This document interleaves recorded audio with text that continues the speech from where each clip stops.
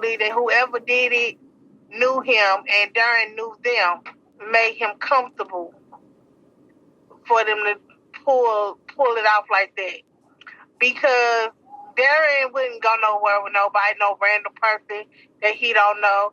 I believe whoever it was close to him, because ain't no way you gonna let a stranger get in your car and you just talking and...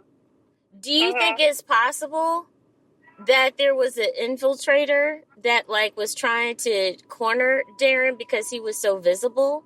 Me, personally, I think the police had something to do with it because of the lack of them trying to help find the killer or killers. You should have seen the crime scene. Like, everything was still there. Like, everything was still there. Shells, bullet shells, all that stuff was still at the crime scene. Either somebody close to him or the police did it. Darren was finna expose some police activities. He had got pulled over by Ferguson Police Department and got thrown to the ground, him and his little brother. This incident that Lala is referring to, in which Darren was pulled over by the police, was actually captured on video by a bystander who filmed it with their phone. So, I'm out here in, I guess it's considered Ferguson, right off of West Florissant. And they got 1, 2, 3, 4, 5 police, like 5, 6. Shit, and Jump Out Boys. And Jump Out Boys police cars. I don't know which one's the Jump Out Boy car. I'm kind of confused here. But the young dude over there is actually one of the Ferguson processors that they got. Regardless of whatever happened, 1 black man and 8 police officers, some that are even jump outs. After the police left, Darren came over to the person who had been filming to give his account to the camera. Now, I'm going to give you my version. Now, we up here at the dialysis center on West Florissant. It's me and my baby brother. He's 14 years old. So we turned in some paperwork for my mother. She's in the hospital right now. As I'm pulling off, I get pulled over right here.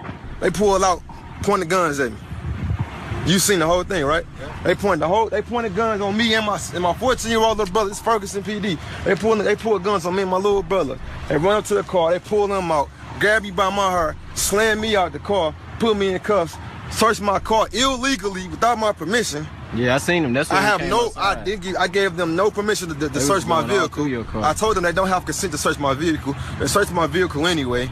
Then they pull me off the ground. They making calls to the detective. The detectives come. They search my car, say there's nothing in there. They say, "Did you go to the Trump rally?" I said, "Yeah." He said, "You post some shit about Trump on Facebook?" I said, "Yeah." I said, "What's that, illegal now?"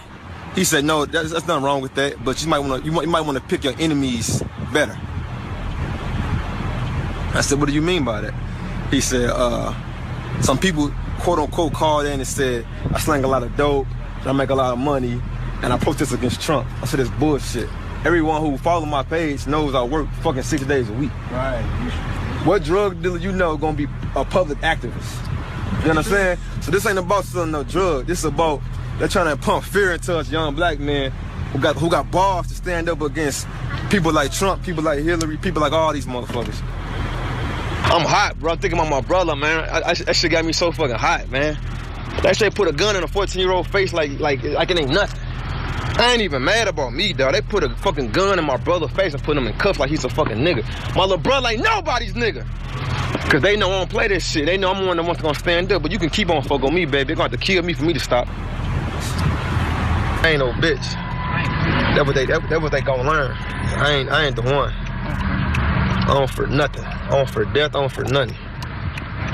Because of this incident and others like it, and because of everything Darren had been writing on his social media pages right before his death, there was a growing suspicion in the community and online that the police had something to do with his murder.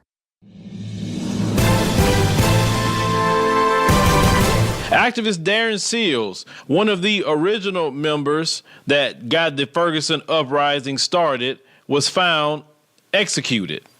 Now, the reason why we say he was executed is because we're going to leak out the details of how this brother was killed. This man was shot, put in a vehicle, and the car was torched. That's not how your average thug, at least black ones, operate. That's someone that wanted to kill him and destroy DNA evidence.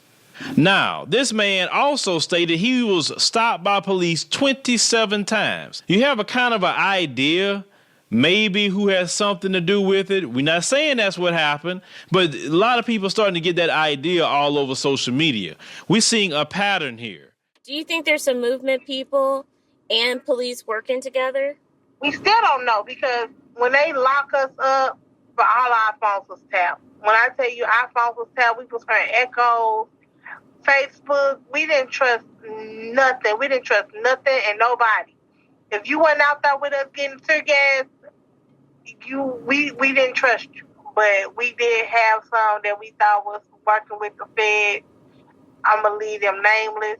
They didn't get far because we wouldn't talk around them. Enough said. Or could have been. But Why? the thing is, I'm not going to let nothing or nobody change my mind, because I already know who did it. The FBI did this to myself. I mean, that 900-sheet records, well, one of them saying they've been following him for months. Why are you following him? That tells you. And he said they wouldn't do no but following behind him, just following behind him. You know, that's enough proof right there.